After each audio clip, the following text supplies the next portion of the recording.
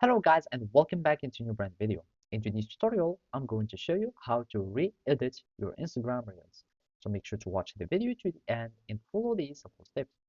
So basically, the first step would be is just to open your Instagram application. And after that, you will need just to go to your profile so you can find all your Reels in post.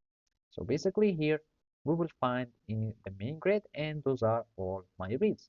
And to re-edit either any Instagram reel, you will need just to click on your reel, and after that you will find this 3 points icon.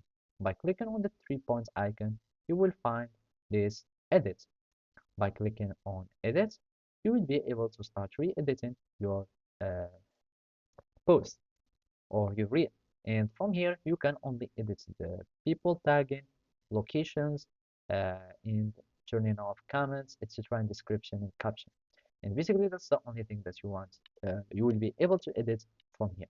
If you want to start editing on the Instagram music, voice, etc., and change everything, all you need to do, or your only option, is just to save your reel, and then after re-edit by recreating your um, own reel.